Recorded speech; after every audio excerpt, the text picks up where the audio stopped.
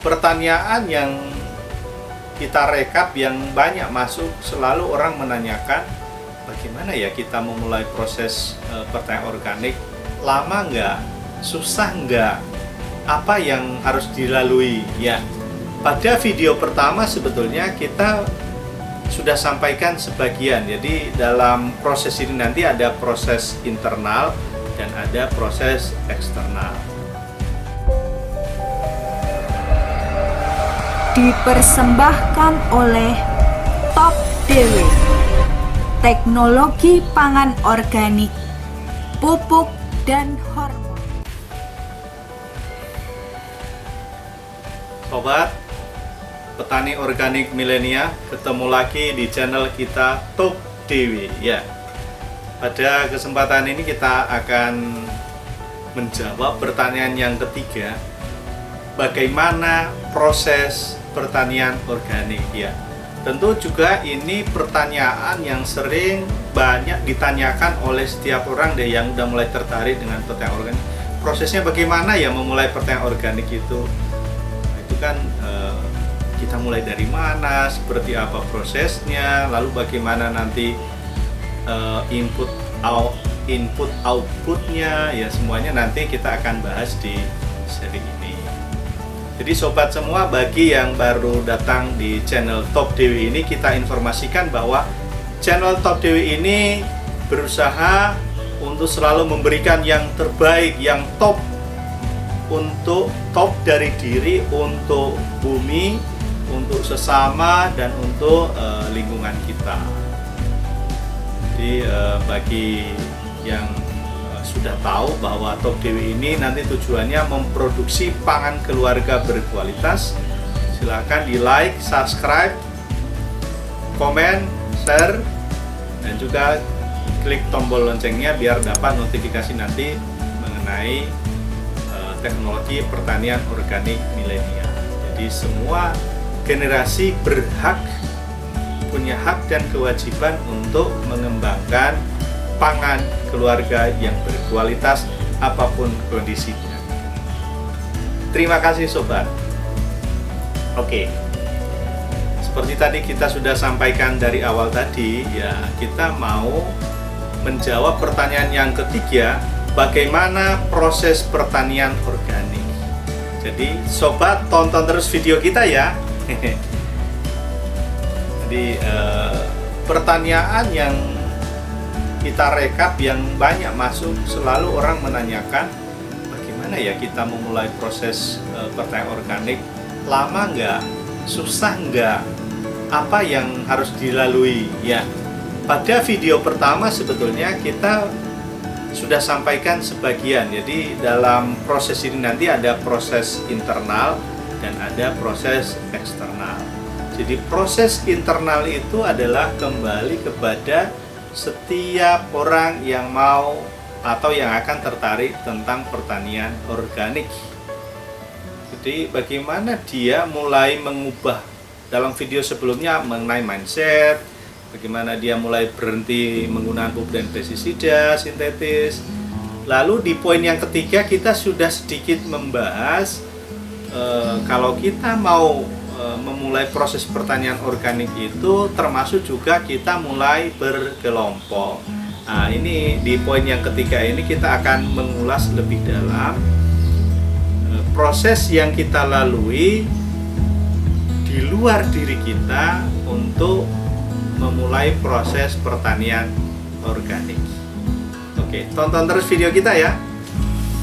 Jadi sobat, ketika proses internal sudah selesai, maka yang terjadi adalah proses eksternal. Karena ini kita melibatkan pihak lain atau lembaga terkait yang mengurus, ikut membantu membangun sistemnya. Jadi nanti kalau kita bertani organik ini berdasarkan SNI 6729 revisi terakhir 2016, itu adalah sistem yang dibangun. Jadi untuk memastikan sistem ini berjalan baik sesuai dengan rule yang sudah ada, relnya yang sudah ada, semua lancar sampai tujuan, maka faktor eksternal itu kita butuhkan. Yang pertama itu adalah kelompok kita, lahan kita, dan juga lembaga terkait, misalnya lembaga sertifikasi organik. Itu kita butuh itu nanti. Itu semua yang memfasilitasi kita bagaimana pertanian organik ini sistemnya berjalan secara baik dan benar. Jadi faktor apa yang kita butuhkan? Pertama adalah kelompok. Kelompok ini nanti tempat kita berkumpul, saling berbagi ilmu, dan juga proses untuk belajar bersama dalam hal membangun kompetensi bersama. Kompetensi bersama ini bagaimana itu namanya pertanian organik. Nanti proses ini ketika terbentuk, karena itu nanti juga kita berhubungan dengan lembaga. Kalau lembaga ini kan ya butuh biaya ya. Ketika kita berkelompok itu membuat lebih ringan. Kita membutuhkan nanti lembaga, yaitu yang namanya di dalam kelompok itu nanti ada ICS-nya, internal control system-nya. Di luarnya juga nanti ada yang namanya inspektor. Ini inspektor ini yang memastikan bahwa internal control system yang dibangun dalam sistem pertanian organik itu berjalan secara baik. Maka itu berkelompok. Dalam nanti berkelompok, ketika kita sudah terbentuk, kalau kita nanti mulai melakukan proses, misalnya lahan, kita harus punya lahan yang mau disertifikasi, dan waktu yang dibutuhkan dalam proses pertanian organik, kalau dia tanaman musiman, biasanya 3 bulan, ya 4 bulan itu butuh waktu untuk konversi tanahnya, konversi airnya, tanahnya itu menjadi organik. Berdasarkan aturan yang berlaku itu adalah 2 tahun. Jadi ya cukup lama ya sobat ya.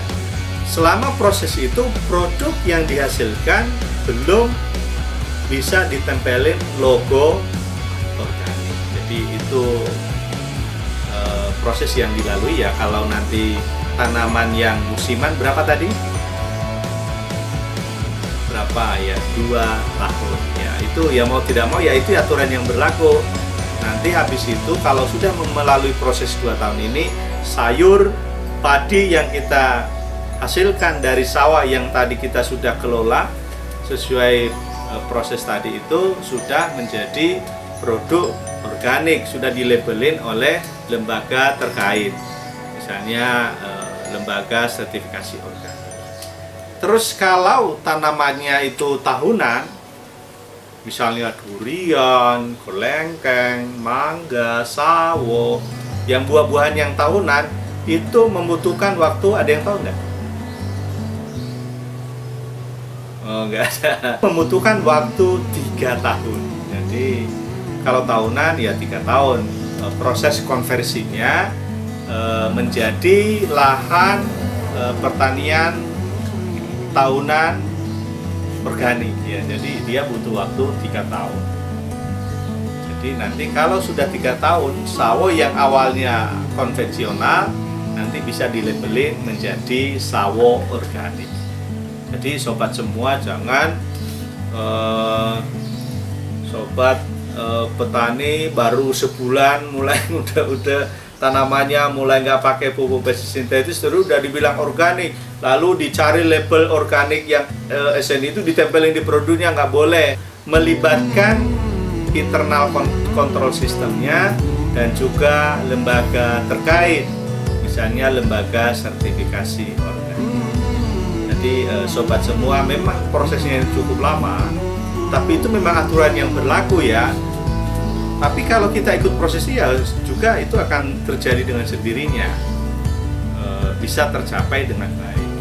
Maka hal apa yang perlu kita kembangkan untuk mencapai produk atau pertanian itu, pertanian organik, baik lahannya mau produknya, kita yang menurut saya itu yang harus terus diperhatikan, dikembangkan adalah membangun kompetensi petani itu sendiri. Entah itu operatornya, operator ini nanti ada petaninya itu sendiri, maupun bagaimana kita mengembangkan juga kompetensi dalam hal menciptakan pupuk dan pestisida organik di kita sendiri, sehingga kita ya lebih mandiri, ya lebih powerful dalam melakukan pertanian organik itu sendiri.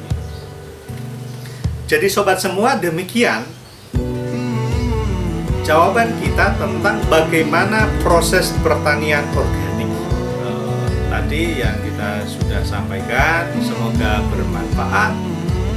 Demikian saja. Bagi yang belum like, silahkan di like, di subscribe, share, komen di bawah kalau ada pertanyaan, komentar mengenai proses pertanian organik ya. Dan juga tekan tombol loncengnya ya sobat semua. Oke sobat, tonton terus video kita ya. Masih banyak pertanyaan yang belum kita jawab, masih ada 17 lagi ya. Sampai ketemu di waktu selanjutnya. Terima kasih, Top Dewi.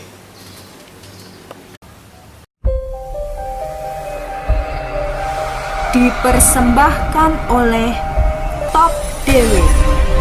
Teknologi pangan organik, pupuk dan hormon.